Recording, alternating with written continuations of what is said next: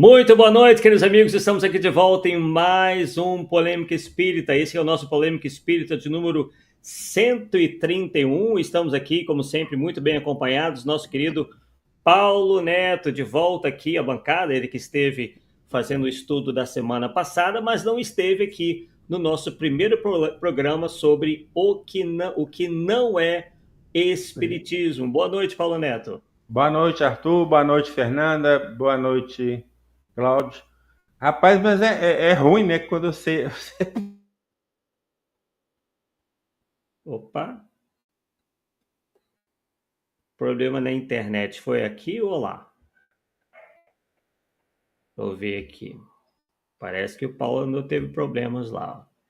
Bem, enquanto o Paulo não volta, vamos aqui cumprimentar a Fernanda Linhares, desejando boa noite a todos. Cláudio Pecorari, enquanto o Paulo está lá congelado. Deixa eu ver quem mais. Bem, por enquanto são esses nossos amigos que já estão aqui conosco. Bem, enquanto o Paulo não volta, vamos ver então aqui, vamos iniciar esse nosso estudo do nosso 131º Polêmica Espírita com a segunda parte do nosso estudo, o que não é Espiritismo. 2 semanas atrás, quer dizer, em 2 programas passados, né, 2 programas atrás, nós tivemos a primeira parte. Então, quem não assistiu, a gente sugere que assista, porque nós tratamos lá de vários já assuntos, não é mesmo? Quem está aqui conosco também é a nossa querida Lia Maria Massad, está falando do Espírito Santo, que maravilha. Isso aí. Bem, daqui a pouco o Paulo estará de volta, então vamos começar o nosso estudo da noite de hoje. Vamos lá. Aí está. Deixa eu, então, só fazer uns ajustezinhos aqui. Colocar um fundo mais neutro, né? Prontinho, agora sim. Bem, então essa é a nossa capa, né? O que não é Espiritismo. Então vamos lá. Vocês devem se lembrar, aqueles que assistiram, né, o nosso estudo, que nós prometemos que alguns desses assuntos que aí estão, né, numerologia, cartas, olha, o Paulo retornou aqui, vamos lá. Prontinho, está de volta, Paulo. Entendi nada, cara. É assim mesmo, tem, Entendi né? nada. É essa loucura, né?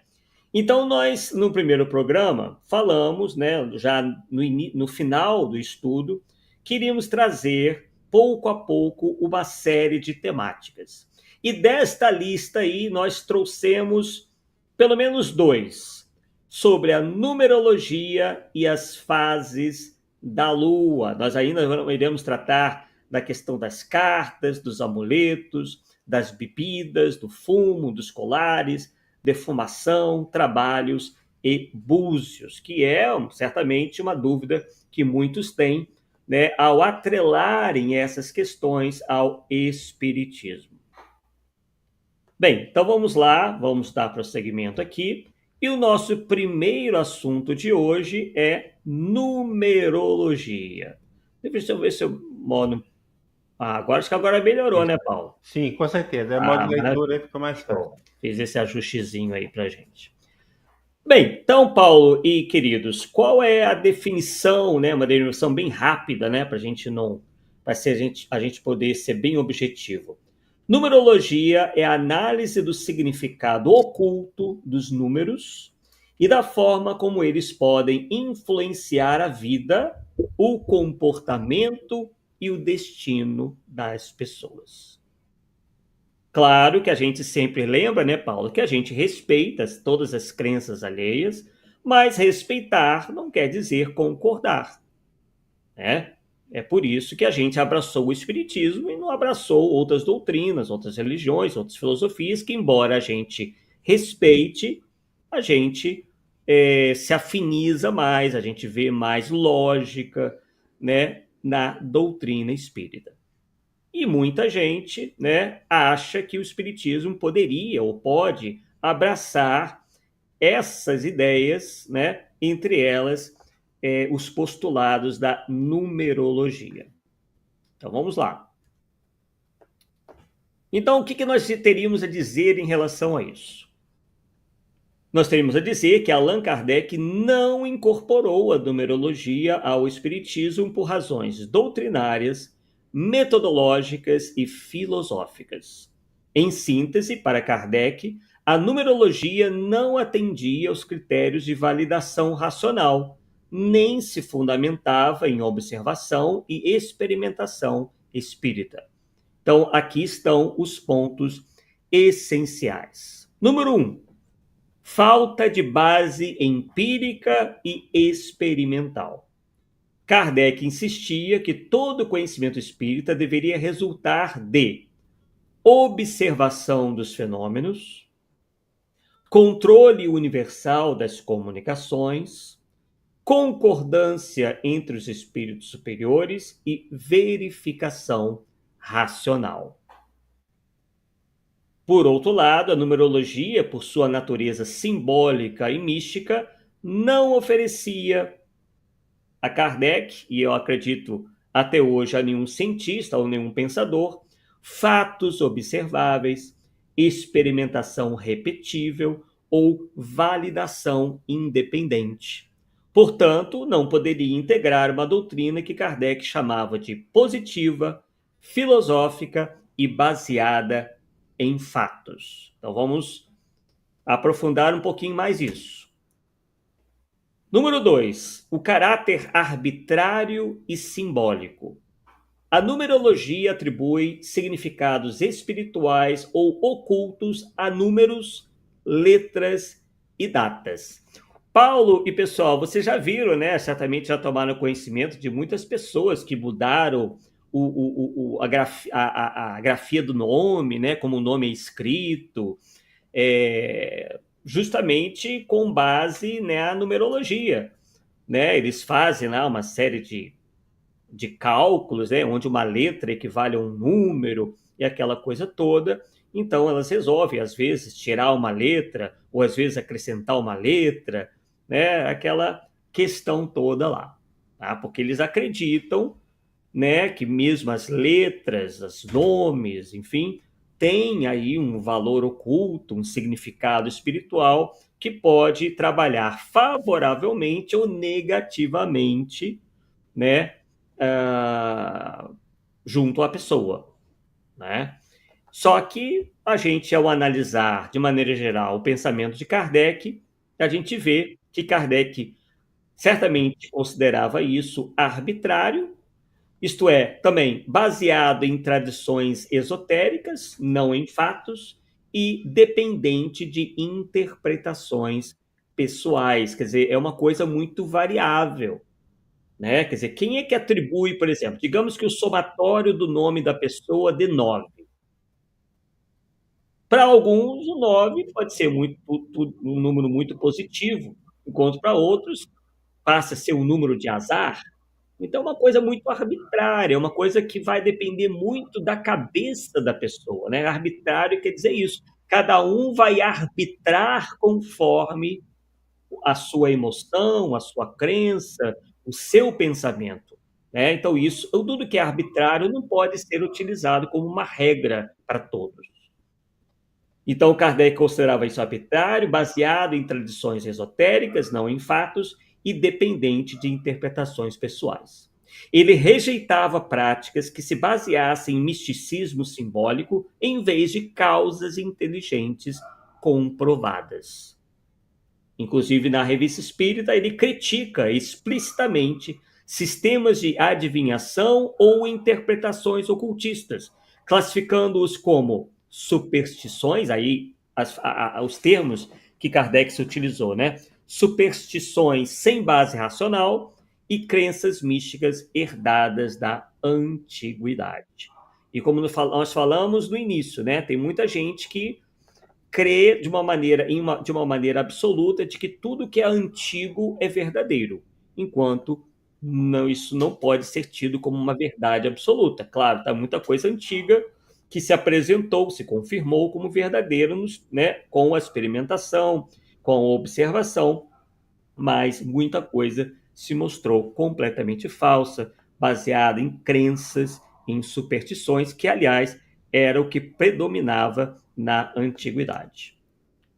Arthur, nós Sim. podemos dizer que, pela numerologia, as pessoas que o nome, data de nascimento, der certo número no mundo inteiro, são mais ou menos É, o mesmo destino, vamos dizer assim? é o que Uai, parece, nós mas. somos pessoas diferentes, com nível de evolução Pois diferente, é. com conhecimento diferente, morando em culturas completamente diferentes. Como é que pode ser Uhum. tudo igual, cara? Eu não entendo. Muito complicado. Lembra muito a astrologia, né? Sim, não foge muito. É.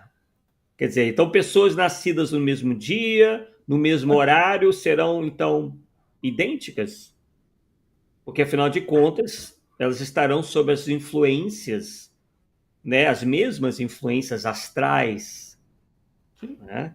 Então, realmente, sob o ponto de vista espírita, isso não tem a menor fundamentação.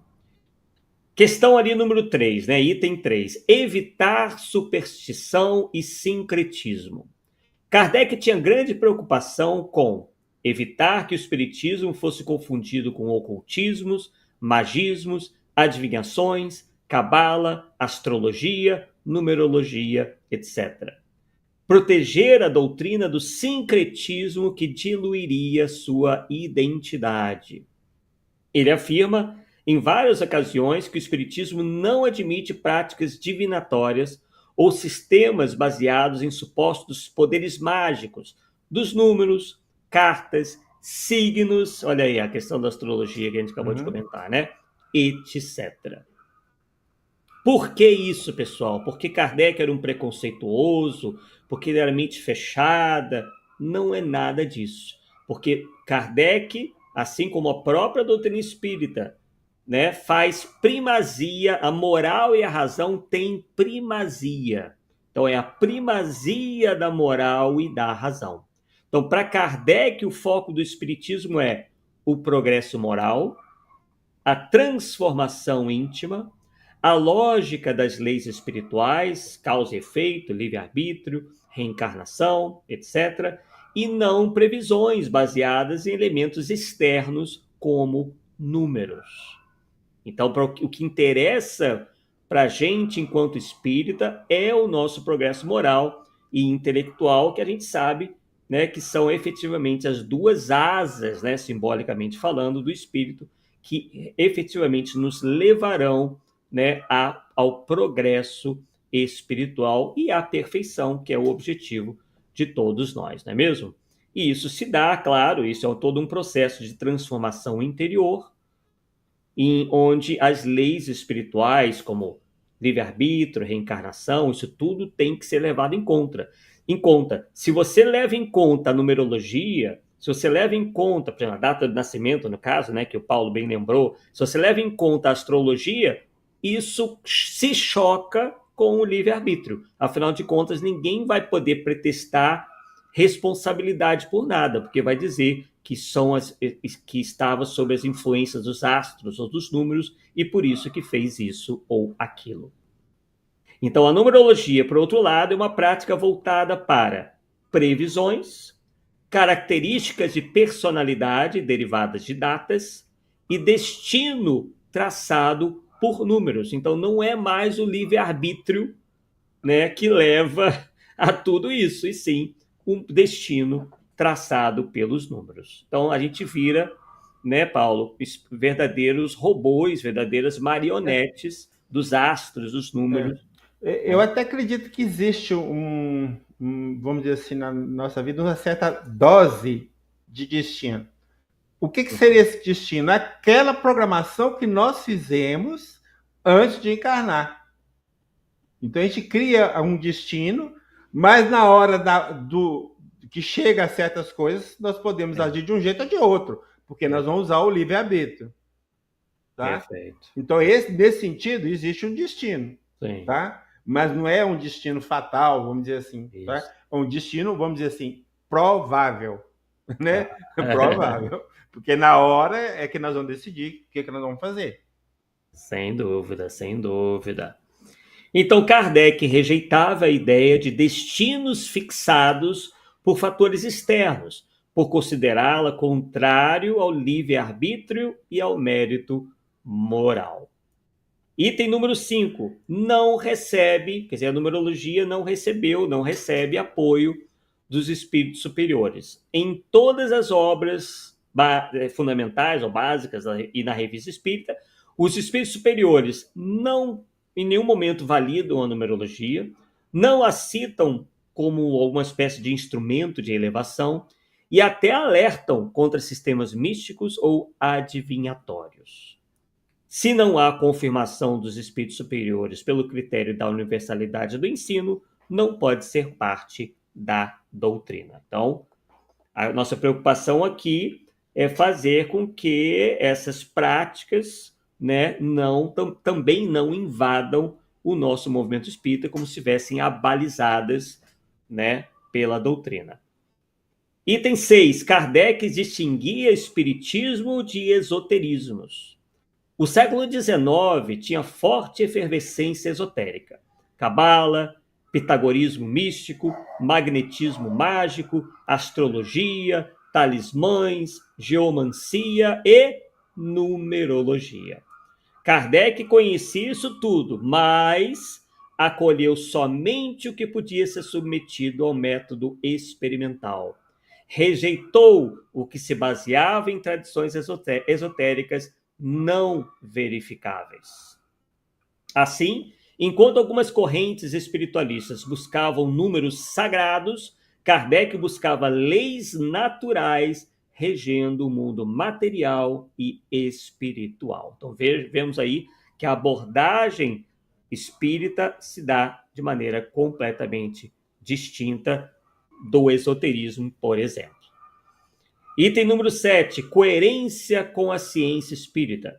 Se algo não pode ser repetido, testado e controlado, não pode pertencer ao que Kardec chama de ciência espírita.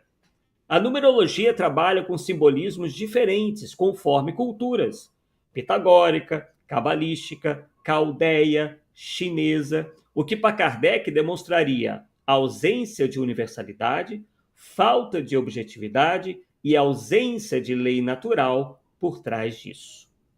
Então, a conclusão que se chega é que o Espiritismo não abraça a numerologia porque esta não atende aos critérios fundamentais da doutrina espírita formulados por Allan Kardec: racionalidade, verificabilidade, universalidade do ensino e coerência com as leis naturais.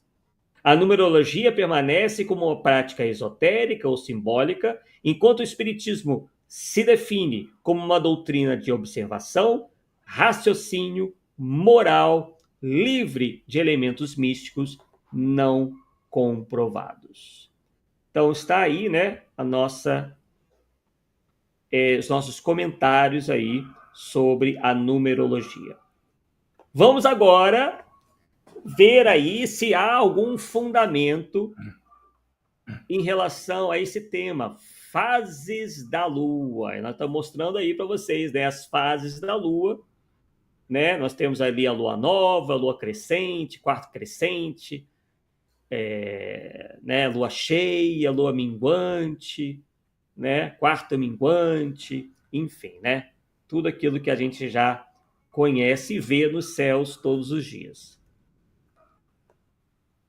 E aí fizemos ali as seguintes considerações. A crença de que as fases da Lua influenciam fenômenos como corte de cabelo, plantio, parto, comportamento humano ou cicatrização não tem base científica porque não existe evidência mensurável, controlada e reprodutível de que a Lua exerça algum efeito direto nesses processos, com exceção de alguns fenômenos naturais específicos, bem conhecidos como as marés oceânicas.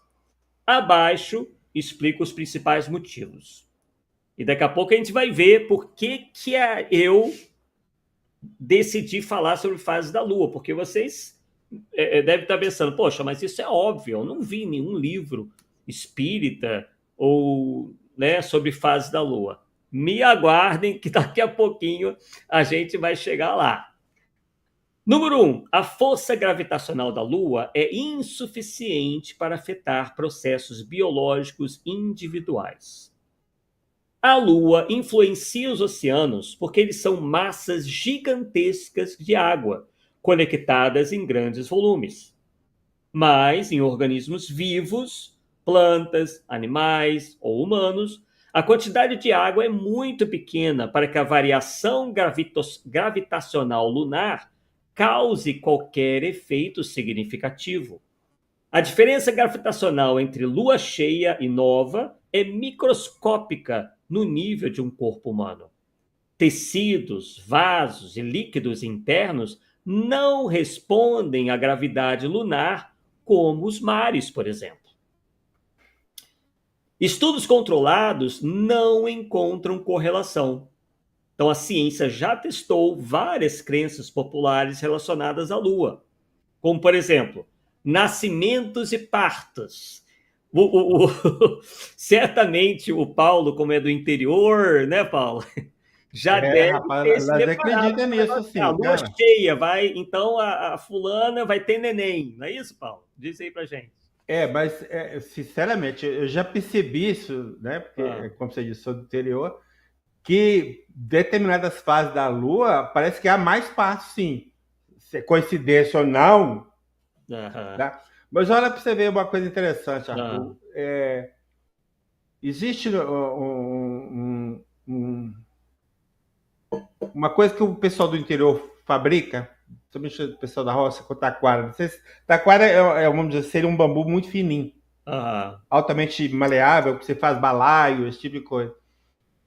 Então, as pessoas têm o seguinte, que se cortar a taquara numa determinada fase de lua, a, o balaio vai dar bicho ou qualquer coisa e vai se perder. Tem alguma coisa nesse relacionamento. Isso seria, vamos dizer assim, é empírico mesmo, é é, mais no sim. sentido de crença popular. É, Seria até interessante, eu acho que fizesse uma pesquisa mesmo em cima disso, né? Para ver sim. até que ponto tem interferência ou não. É. Mas dentro da placa do interior, como você disse, as coisas tomam uma figura diferente. É isso aí.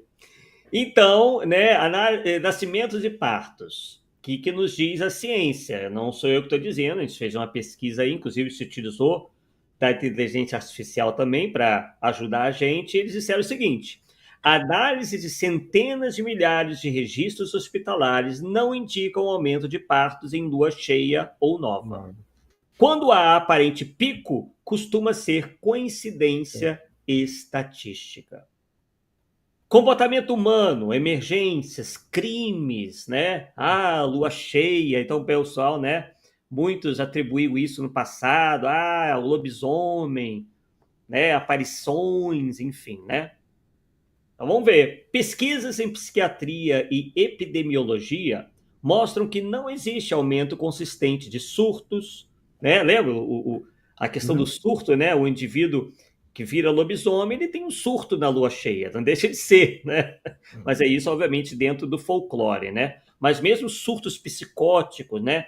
Pô, fulano é de lua, né? A gente já ouviu falar isso muitas vezes. Por quê? Se acreditava que determinar a lua, o período da lua, as fases da lua, né, deixavam certas pessoas mais sensíveis, né, próximas ou tendentes a terem determinados surtos psiquiátricos.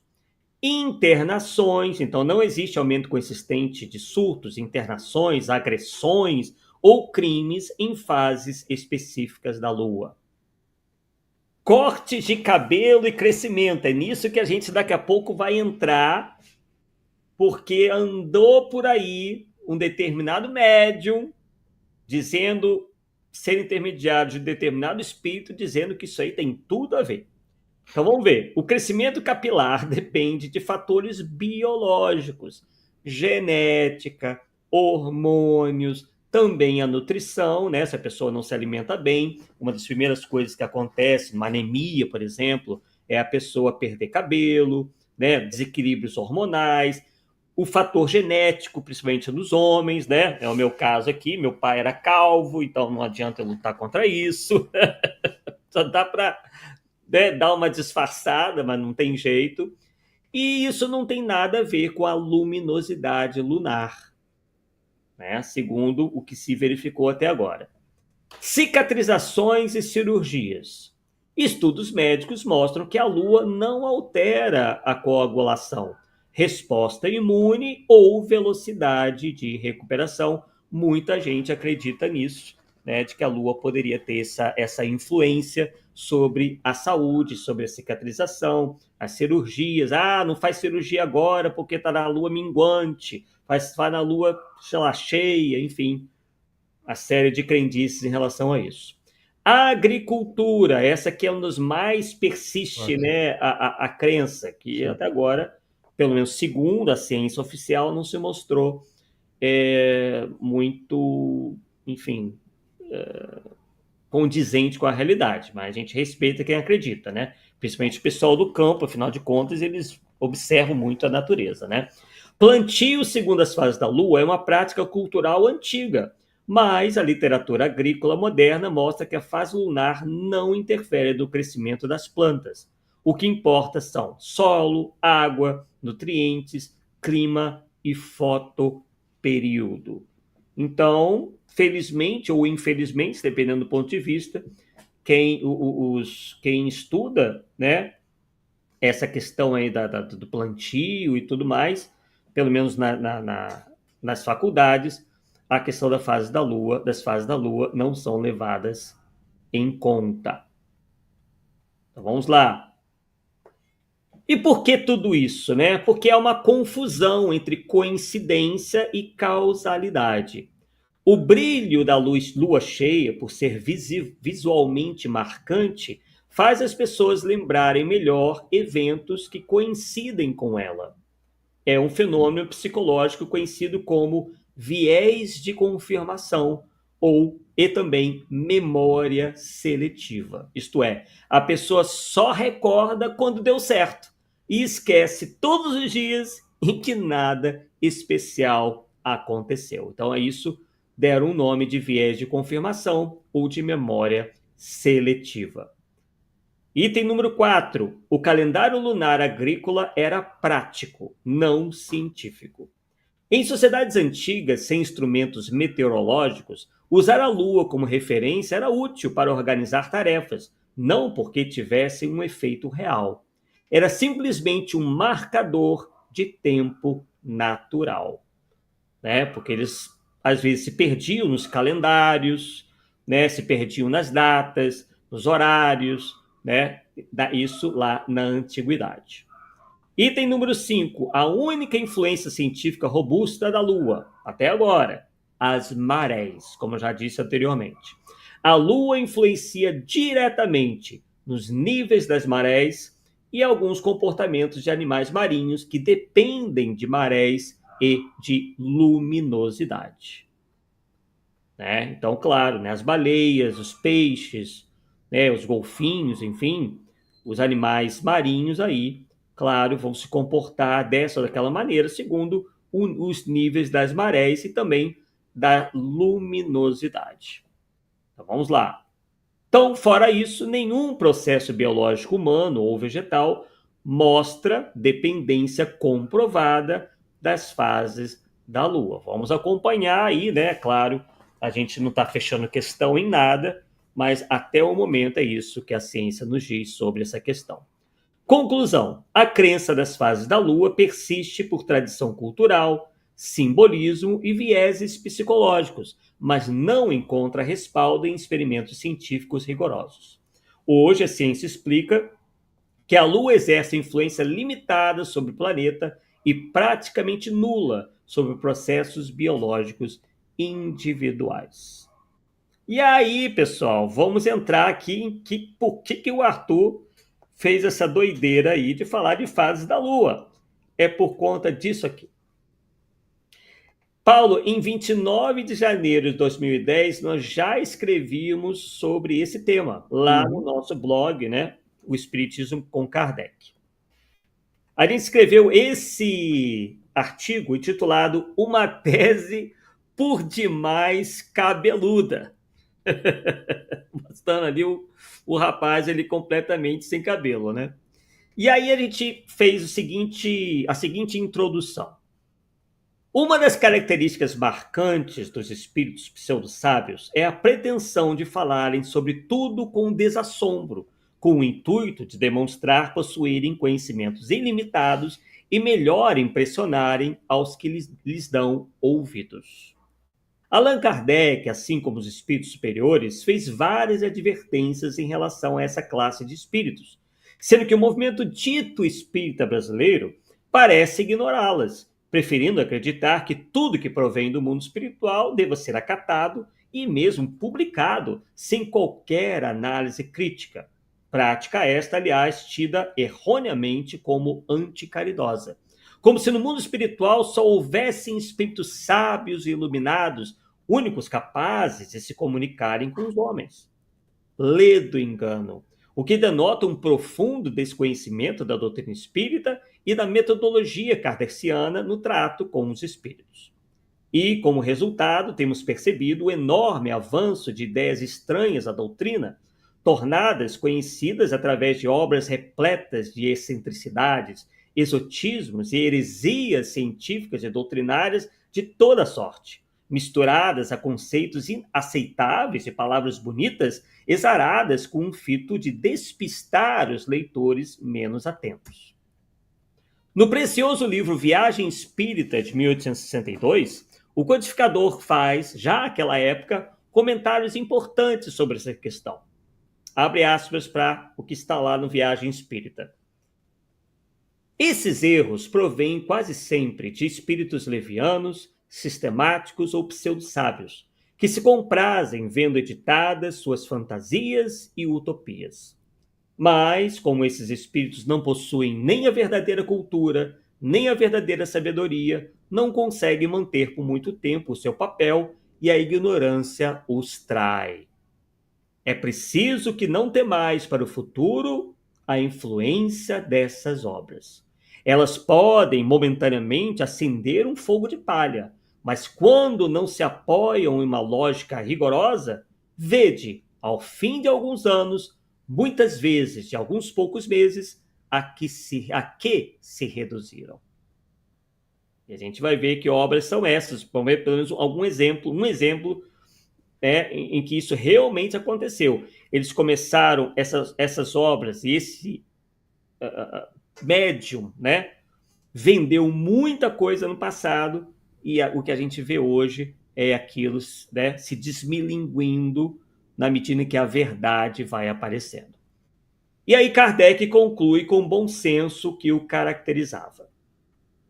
Abre aspas. Uma vez que os espíritos possuem livre-arbítrio e uma opinião sobre os homens e as coisas, compreender-se-á que a prudência e a conveniência mandam afastar esses perigos. No interesse da doutrina, convém, pois, fazer uma escolha muito severa em semelhantes casos. Fecha aspas. Em O Livro dos Médiuns, Allan Kardec descreve a tática adotada pelos espíritos pseudo-sábios, alertando para o perigo que representam. Diz Kardec, estes são os mais perigosos, porque afetam uma aparência séria de ciência e de sabedoria, em favor da qual proclamam, em meio a algumas verdades e boas máximas, as mais absurdas coisas. Fecha aspas. E Kardec arremata, ensinando qual deva ser a postura eminentemente espírita e correta em relação aos mesmos. Separar o verdadeiro do falso, descobrir a trapaça oculta numa cascata de palavras bonitas, desmascarar os impostores, eis, sem contradita ou sem contradição, uma das maiores dificuldades da ciência espírita. Então vejam aí que não é algo fácil, né? É realmente uma das maiores dificuldades a gente descobrir a trapaça oculta numa cascata de palavras bonitas, né, e separar o verdadeiro do falso. No que tange especificamente ao espírito Ramatiz, olha ele aí de novo, já tivemos a oportunidade de listar e comentar inúmeras de suas discrepâncias em relação ao espiritismo e às ciências em geral, desde suas previsões apocalípticas de destruição do planeta, que não se cumpriram, até as descrições pormenorizadas da topografia marciana, que em nada se assemelham à verdadeira conformação daquele planeta. Teses estas que funcionaram como carros-chefes do citado espírito e que hoje encontram-se flagorosamente desmentidas pelo tempo e pelo avanço da tecnologia e do pensamento humano. No entanto, Ramatiz não só se mostrou um equivocado profeta e astrônomo, mas também um bem mal informado médico dermatologista, com grande desconhecimento acerca da fisiologia humana. Na obra Magia de Redenção, ditada ao médium Hercílio Mais, capítulo 9, intitulado O Uso do Cabelo na Feitiçaria, página 163, sétima edição, consta o seguinte, vamos lá. Pergunta: poderias dizer-nos por que os homens ficam calvos e tal fenômeno é mais raro entre as mulheres? Bem, é bom que nessa hora está todo mundo sentado, né? Então vamos lá, estão sentadinhos, né? Então vamos lá, vamos ver aqui a resposta do Ramatiz, se é que é o Ramatiz mesmo, né? Não foi o próprio Hercílio Mais, a gente já tratou disso aqui, né? Então vamos lá.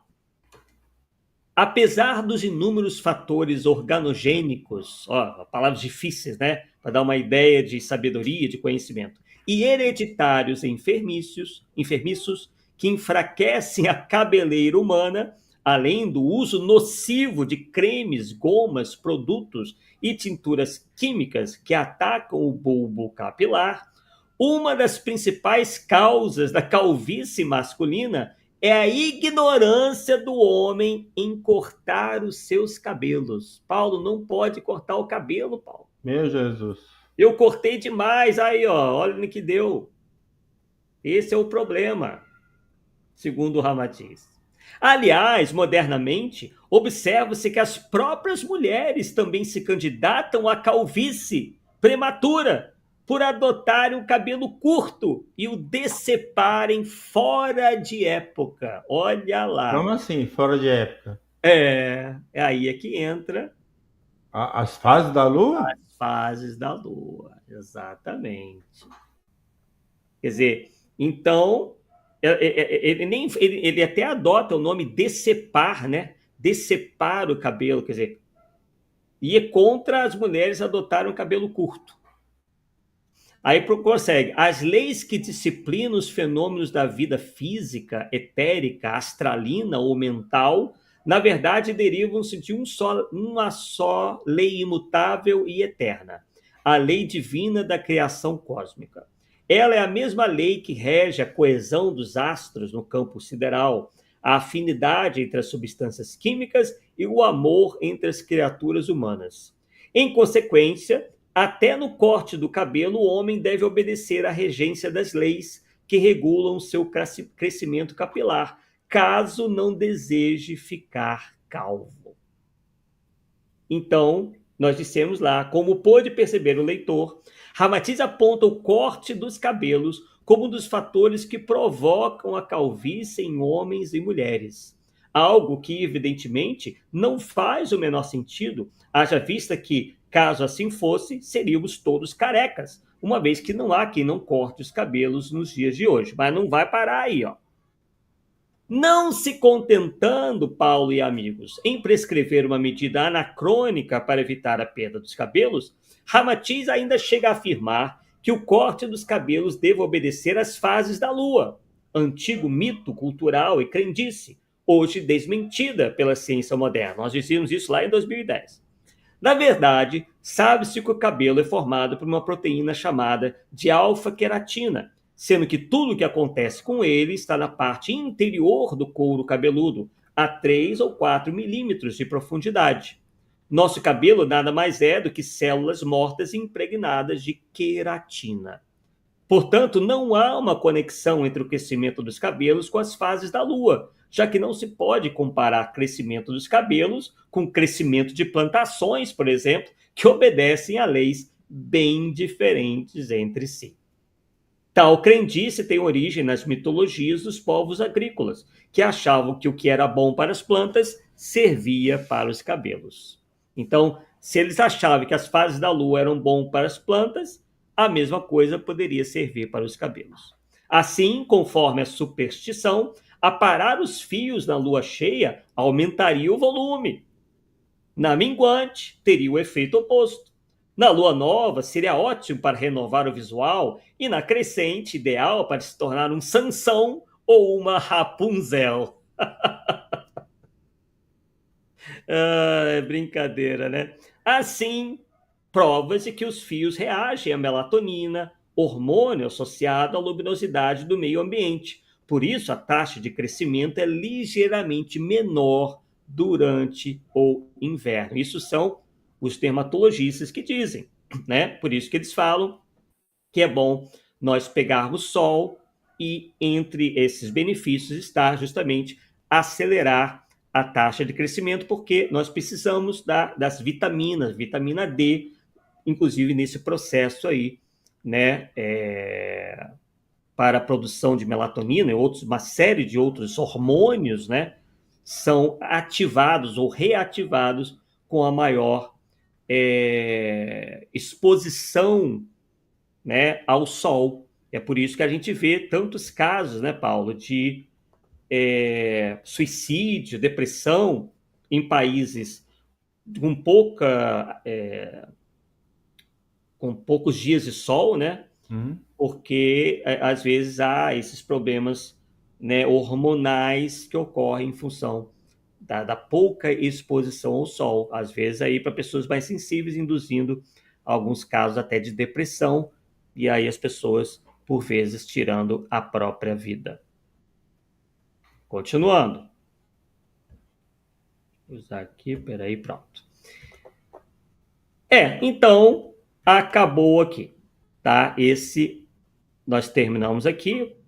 Sabíamos que ia ser um programa um pouquinho mais curto, mas isso é para também, né, vocês ficarem aí, continuarem interessados em assistir o nosso programa, porque no próximo, caso o Paulo não faça algum estudo ou não tenhamos convidados, a gente vai dar sequência a essa série de ideias aí que muitas vezes são adotadas pelos espíritas ou por simpatizantes do espiritismo, ou, como vocês acabaram de ver aí, são inseridas, né, em livros tidos como espíritas, livros tidos como de origem mediúnica, onde essas superstições, essas crendices, enfim, essas ideias são defendidas. E aí vocês sabem que acaba acontecendo, né? As pessoas acham que se está escrito é verdade, não questionam, não contestam, e nós estamos aqui tentando contribuir para que isso não mais aconteça. Arthur, eu não sei, não tenho muito conhecimento de biologia, mas a calvície pode ser algo hereditário? Com certeza. Ué, mas aí como é que foi o corte do cabelo? Que tem? Não entendi. Ué, ele não falou que tinha que cortar o cabelo na época certa? O cara já nasceu careca, cara? Pois é, Ué, não, é totalmente contraditório. tem chance, cara. É uma loucura. Quer dizer, não tem nada a ver uma coisa com outra. Vamos ver aqui os comentários, né? Vamos ver aqui se tem algum comentário. Quem está conosco aqui é nosso querido Francisco Rebouças. Aí, Paulo. Forte abraço aí, ó, tá dando apoio lá à divulgação dos meus livros lá no Agenda Espírita Brasil, né? Isso aí. E se você vai estar em breve com ele, não é isso? Sim. Agora em dezembro vou estar com o programa lá. Maravilha, é isso aí. Fernando Liares ainda dizendo o seguinte: um conhecido meu tinha uma crença que se a pessoa dormisse com a cabeça voltada para o local onde o sol nasce, não teria problemas espirituais. Do contrário, se dormir para o lado que o sol se põe. Meu Deus do céu, aí complica, né? Complicado. Mateus, que está conosco também aqui, é nosso querido Mateus, né, que já esteve aqui no nosso Polêmica Espírita por 2 ou 3 oportunidades, quem sabe, né, Mateus? Aí, ó, vai preparando uma coisa aqui para o nosso Polêmica Espírita, para você poder voltar aqui, vai ser um prazer para todos nós. Fernando Linhares dizendo, oxi, meu cabelo é curto, tô lascada. Ai, ai, o Cláudio Pecurário brincando aqui, pobre Kojak, quem lembra? Quem não Tá lembra, bom. né? Da nossa época. O Matheus também dizendo, ó, tô lascado, corto todo mês. Gente, se fosse assim, ninguém mais teria cabelo, né? Porque eu, enfim, as pessoas não, geralmente quando vão cortar o cabelo, não estão preocupadas em saber se é lua cheia, lua minguante, não tem nada disso, né? Deixa eu ver aqui. Para acreditar nesses espíritos é preciso não raciocinar absolutamente nada, infelizmente, né? E o Francisco aqui dizendo, excelente programa, Arthur. Eu que agradeço aí pela sua presença, Francisco. Uma honra tê-lo aqui com a gente. Paulo, mais algum comentário? Lembrou mais Eu alguma entendo, história? Arthur, pode ser que esteja enganado, que Ah, a população, de uma forma geral, ela é muita. O misticismo atrai, eu não sei se explicar como, sabe? As pessoas gostam, parece que o cara que pega esse viés místico, ele parece que o povo ele tem um poder maior, sei lá, alguma coisa assim, porque se atrai demais, é impressionante. Qualquer coisa que fala, as pessoas estão acreditando. Incrível, incrível mesmo. é impressionante. E não custa, né, você ter uma postura minimamente crítica. O crítico, ele às vezes, as pessoas acham que isso é uma postura chata. Claro, pode se tornar chata quando extremada, né? Você não precisa. Uma pessoa falou uma coisa que você não acredita, desde que aquilo, né, não vai causar nenhum mal gigantesco, você deixa, não vai estar, né, interrompendo a conversa para estar corrigindo ninguém. Não, não se trata disso. O que a gente está tratando aqui é de uma coisa séria, que às vezes pode se confundir com a divulgação do espiritismo e a gente acaba colocando o espiritismo em maus lençóis ao defender certas ideias, né? Imagina, tá lá o médico dermatologista no centro e você vem com uma obra dessa dizendo que a pessoa que corta o cabelo na fase minguante da lua vai ficar calvo. A pessoa vai sair ali na hora. Isso é que é espiritismo? Porque infelizmente as pessoas julgam o espiritismo pelos espíritas ou Exatamente. por alguns espíritas, né, Paulo? Uhum. Então vai sair de lá com uma impressão muito negativa se, por exemplo, já não souber o que o espiritismo ensina, né? Vai achar que o que a pessoa está dizendo lá na frente, ou mesmo na internet, é espiritismo e aí vai se afastar. Outra coisa, Arthur, o grande problema que eu percebo no movimento, ou melhor, os frequentadores de casa espírita, eles estão mais de frequentadores mesmo. É, Pouca gente estuda, tá? E muitas vezes o palestrante fala ali, ela toma como se fosse a própria doutrina que defendesse aquela ideia, por exemplo, e aí complica, cara. Há pouco tempo aí, eu estava assistindo a palestra, a pessoa começou a falar de Leon Denis, e depois mudou o nome dele umas 3 vezes. Meu Deus, é assim, dá dó, dá dó. Para quem não conhece, né, não percebe a mudança do nome dele que ela deu lá umas 3 vezes lá. Mas a gente que tem um pouco de estudo até dói, cara, até dói, entendeu? é mesmo. Até dói. Mas não é fácil, não. Não é fácil, não. Dá até aquela que o pessoal chama de vergonha alheia. Nossa senhora, caraca. Chega a doer mesmo. Muito Uma hora ele complicado. falou dias não sei o que lá. Dias, cara, dias. Ai, caraca. Você lembra que história foi essa? Diz o quê? Não, ela deu, por exemplo, tem pessoa que é Dias da Cruz, por exemplo. Então é Ah, tipo assim, tá. sabe? Sei. O nome composto lá, mas Dias não sei de quê, não lembro lá o que falou, não, que Ah, até esqueci, mas o fato em si eu lembrei, né? Foi um dia que eu até levei minha esposa para assistir a palestra, cara. Ô sim. vergonha, ô vergonha. É, é complicado, né? A gente tem que ter o respeito primeiro pela verdade, segundo, se a pessoa vai falar em nome do espiritismo, tem que pesquisar, tem que estudar, como em qualquer coisa, né? Não é só no espiritismo. Sim. É, Então, eu acho que falta um compromisso de muitas pessoas que é, falam pelo espiritismo em relação a isso, né? As pessoas buscar a base doutrinária. Tem muitas pessoas que diachismo, fala diachismo. Eu acho que é assim, eu acho que é assado e solta para lá. E é, aí é um Deus nos acuda. Pode depois você consertar, né? O caso assim mais gritante para mim é a questão da possessão, que eu acho que é uma coisa assim tão óbvia, né? A questão da sim, mudança de pensamento de é, Kardec ao longo do tempo, né? Quando ele sim. começou a perceber os fatos, né? Principalmente dos processos de Mosini, da senhorita Júlia, que ele muda de ideia, as pessoas pegando ainda dentro de casa espírita que não existe possessão, cara. Pelo amor de Deus, pelo amor de Deus. Aí não, cara. Entendeu? Então Exato. mostra que é falta de estudo, pô. É. Que é falta de estudo. Depois essas pessoas não sabem porque Ué, às vezes os centros espíritas estão esvaziando. ué. Claro que tem uma série de fatores, mas por vezes, né, isso é que pesa, porque as pessoas um pouco mais exigentes vão se afastar, Com certeza. né? Vão se desestimular em relação a essas palestras, essas abordagens completamente sem base, né? Bem, não temos aqui mais nenhum comentário, deixa eu dar uma olhadinha aqui. Ah, tá, o Matheus ainda dizendo, e também virou algo constante colocar pessoas na casa espírita para fazer palestra que não Ih, conhecem o espiritismo. Isso realmente é muito complicado.